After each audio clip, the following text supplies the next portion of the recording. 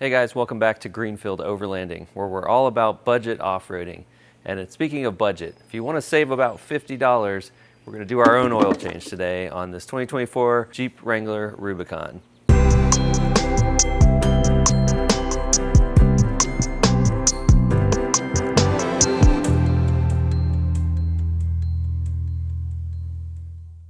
Probably should take about 15-20 minutes, maybe 30, but save ourselves about 50 bucks from going to the shop. Let's get started. So here's the parts you're going to need for this quick oil change. Of course, you need a funnel when you're adding the oil later. We've got our oil here and our replacement filter. Make sure you get the right part there. For the JLs, and this is a 2024, you need a 13mm socket and a 24mm socket. And then I have this oil catch device here that you can open, catch your oil in, keep it nice and clean. A nice feature on the Rubicon is we can go to off-road pages, and right here we can see our oil temperature under the gauges menu item. So I'm just going to get it to, about 105 to 110. Then we will shut the car down and start our oil change. All right, so we'll go ahead and remove the fill cap here. We can go ahead and get ready to drain this out. We're under the Jeep with our 13mm socket and our catch pan. Now, in order to save time, we decided not to jack the Jeep up this time. Pretty tight under here, but we're just going right here. We're gonna empty this. We're gonna do our best to position this catch pan to catch the oil as soon as it starts coming out. Nope. 30 minutes max. So even though this is only a 24 foot-pound, I believe, roughly in there, tightening spec, the dealer did my 2 free oil changes and really put that thing on there good. So I got a breaker bar. We'll see if we can get it with this. But again, that is really on there. There we go. Ooh, that was definitely on there with some force, guys. There we go. All right, we got it loosened painfully, and we're just gonna look up here. There we go. All right, we'll let that drain out.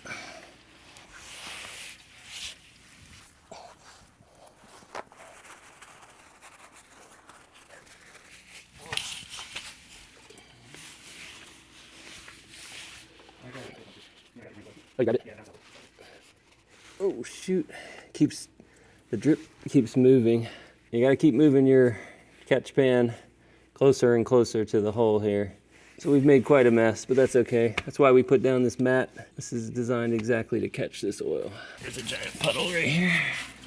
Oh well, what's a garage floor without a nice oil spill on it? This is our drain plug here, and you can see it's pretty gunky. I already wiped it off a little bit. We're gonna clean this up real nice before we put it back on. I did buy a spare just in case, but it looks like it's in pretty good shape. Clean that up, get it ready to put back in. So now's the time to remove the filter, and if you want to zoom down in there, you can see here's the cap that's covering it. This is where you need your 24mm. So we're just gonna go down in there. Let's see if the dealership tightened this one. Nope, not as bad as the plug. I do want to get some towels ready. Try to catch any oil that comes out when we pull it out. I think there we go. So there it is. Time to change out the filter and at least get the old one out of there. So that just comes out. It's just kind of use a little force to pop that right back out. And then what we're going to do is we need to remove this O-ring here, because our new filter comes with a new O-ring. This one's black, so it's hard to see. I'm just going to use this little plastic pick tool that I have here. Pull that off, and let me go grab the new one. Here's the new one. And one of the things you want to do is you want to kind of coat that real good in some oil. So I'm just going to grab some oil out of the filter itself, and then we will put that right back in place. So now we're just going to pop the new filter on there. Snaps on nice and easy. And let's come over and reinstall it. Here you can switch sides.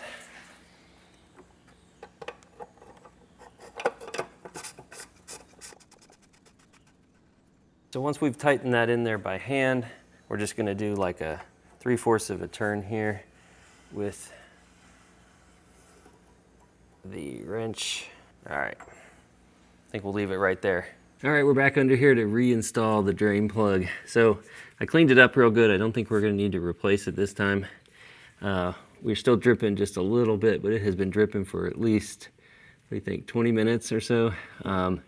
We shook the vehicle a little bit, got some more streams out of it, but essentially we are down to this slow drip now. So one thing I'm going to do before I put it on there, I'm just going to get a little oil and just lube up the gasket on this drain plug so we're not putting a dry plug on there. All right, just start to hand reinstall this. All right, so I'm just going to wipe the excess oil off there before we tighten it the last time.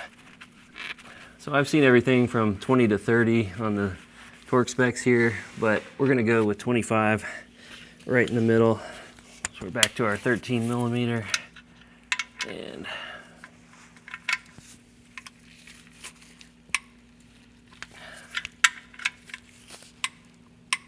that's it.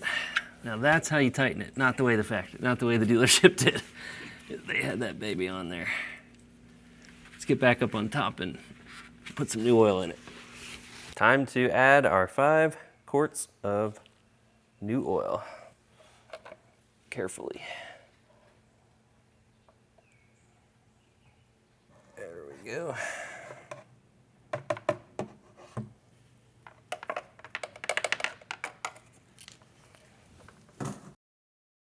All right, got it filled up. We can actually check, make sure that it is full.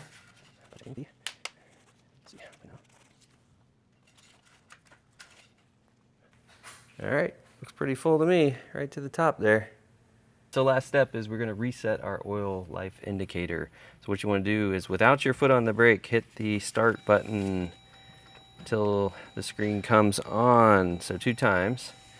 And then you're gonna wanna roll over till we find the oil life. So that's on the vehicle info screen. You see we're at 50%. It says hold OK to reset. We hold OK, and now we're at 100%. That's it. That's the oil change. About 30 minutes with a lot of drip time. 30 minutes max. Pretty simple and straightforward. We'll see you next time. If you like this type of content, please like and subscribe so you can see more of us messing with our vehicles and getting them serviced on a budget-friendly way. We'll talk to you soon. Peace out.